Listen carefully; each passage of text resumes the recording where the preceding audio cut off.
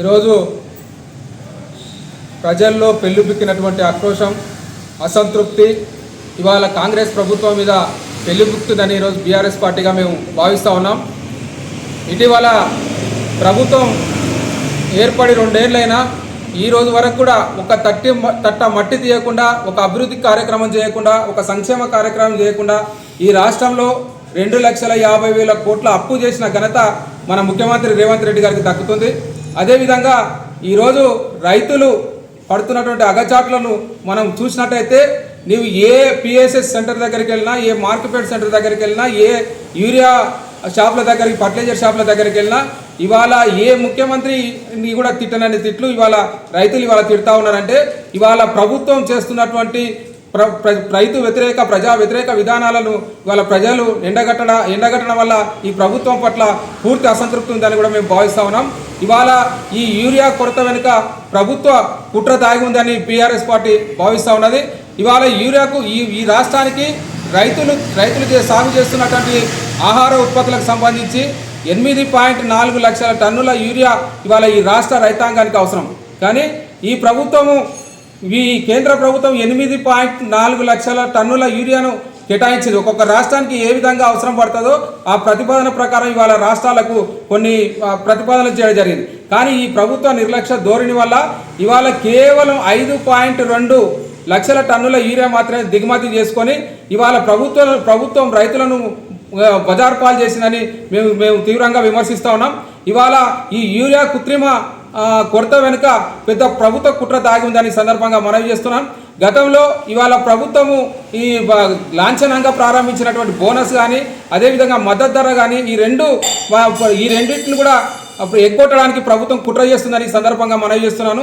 గత యాసంగి కాలంలో 23 లక్షల టన్నుల ఆహార ఉత్పత్తి జరిగితే దానికి బోనస్ పూర్తిగా ఇవ్వకుండా ఈరోజు 1,100 కోట్ల రూపాయల బోనస్ పెండింగ్ ఇప్పటి వరకు ఉంది. ఇదే విధంగా ఇప్పుడు జరుగుతున్నటువంటి ఆహార ఉత్పత్తి ఇదే విధంగా కొనసాగితే దాదాపు 30 నుండి 30% 23 లక్షల టన్నుల కంటే 30 నుంచి 30% ఎక్కువ పెరిగే అవకాశం ఉంది. ఈ అవకాశం ఉన్నట్లయితే ప్రభుత్వము ఈ రైతులు సన్నాలు ఎక్కువగా ఇవాళ పండిస్తూ ఉన్నారు. ఈ సన్నాలకు సంబంధించి బోనస్ ఇవ్వాలంటే ఈరోజు పెరిగే 30 నుంచి 35% పెరిగే ఆహార ఉత్పత్తికి దాదాపు 1,500 నుంచి 1,700 కోట్ల రూపాయలు ఇవాళ ప్రభుత్వం చెల్లించాల్సి ఉంటుంది. ఈ 1,700 కోట్లతో పాటు ప్రభుత్వం ఇచ్చే మద్దతు ధర కూడా, అదేవిధంగా రైతు బీమా అన్ని కూడా ఎగ్గొట్టడానికి ఇవాళ ప్రభుత్వం కుట్ర చేస్తే ఇవాళ యూరియాను కృత్రిమ కొరత సృష్టించిందని మేము దీన్ని తీవ్రంగా ఖండిస్తున్నాం.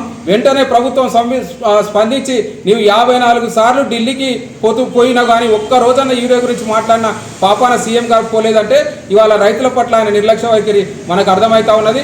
కాబట్టి వెంటనే ఇప్పుడు ప్రభుత్వం ఈ క్యూ లైన్లు కానీ, అదేవిధంగా ఈ ఎండకు వానకు రైతులు పడుతున్న అగచాట్లు తీరాలంటే ఇవాళ పంటలు నాశనం కాకముందే ఇప్పటికైనా ప్రభుత్వం స్పందించి మనకు కావాల్సినటువంటి 8.4 లక్షల టన్నుల యూరియాను వెంటనే కేంద్రంతో చర్చ జరిపి తీసుకురావాలని సందర్భంగా నేను రేవంత్ రెడ్డికి సూచన చేస్తా ఉన్నాను. అదేవిధంగా ఇవాళ ప్రభుత్వం మీద ఎటువంటి అసంతృప్తి ఉందంటే, నీవు నిన్న జరిగినటువంటి గణేష్ నిమజ్జనంతో ఈ ప్రభుత్వానికి తద్దిన కార్యక్రమం మొదలైందని కూడా ఈ సందర్భంగా మనవి చేస్తున్నా. ఇవాళ ప్రభుత్వంలో 10 ఏళ్ళు కేసీఆర్ గారు ఉంటే ఎన్ని కోట్ల అప్పులు చేసినది ముఖ్యం కాదు, ఈ రాష్ట్రానికి ఎంత అభివృద్ధి చేసినది ముఖ్యం.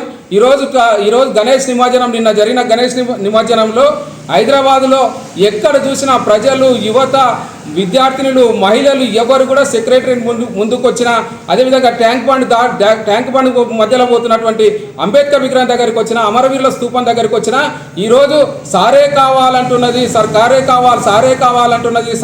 కావాలంటున్నది, గులాబీల జెండలేర్ రామక్క అని ఈ విధంగా పాటలు పాడుకుంటూ ప్రభుత్వం మీద తమ నిరసన వ్యక్తం చేస్తున్నారు. ఒక హైదరాబాద్లోనే కాదు, గ్రామాన పల్లెల ఇవాళ సిరిసిల్లలో కానీ, హన్మకొండలో కానీ, తర్వాత ఈ పాలకుర్తిలో కానీ మహిళలు ప్రత్యేకంగా గణేష్ నిమజ్జనం దగ్గర ఈరోజు కేసీఆర్ కావాలి, మళ్ళీ సారే రావాలి, ప్రభుత్వమే రావాలి, మేము సంక్షేమ పథకాలు పొందాలన్నా, రైతులను బాగుపడాలన్నా, మహిళలు బాగుపడాలన్నా మాకు ఖచ్చితంగా ఇవాళ సారే కావాలని తాము ఎవరు వాళ్ళకి ప్రోత్సాహం లేకుండా ఇవాళ పాటలు పెట్టుకొని, కేసీఆర్ జెండాలు పట్టుకొని, కేసీఆర్ ఫోటోలు పట్టుకొని, పార్టీ జెండాలు పట్టుకొని కాంగ్రెస్ ప్రభుత్వం ఉంటే కూడా ఇవాళ పోలీసులు ఎన్ని నిర్బంధాలు పెట్టి ఎన్ని ఆంక్షలు విధించినా ఇవాళ ట్యాంక్ బండ్ మొత్తము, హైదరాబాద్ మొత్తము ఇలా కేసీఆర్ పాటలు వినిపిస్తున్నాయంటే ప్రభుత్వం పట్ల ఎంత అసంతృప్తి ఉందో మనం అర్థం చేసుకోవాల్సింది. ఇంక మచ్చుతునకగా ఇప్పుడు మీకు ఒక వీడియో చూపెడతా.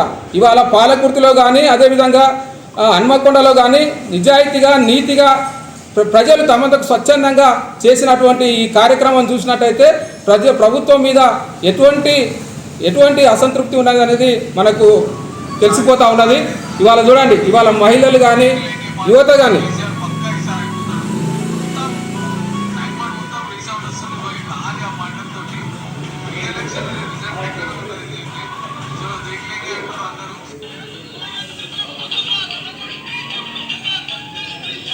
ఇవాళ ఏ గ్రామంలోకి వెళ్ళినా, ఏ పల్లెకి వెళ్ళినా, ఏ తాండాలకు వెళ్ళినా ఇవాళ కేసీఆర్ పాటలు స్వచ్ఛందంగా పెట్టుకొని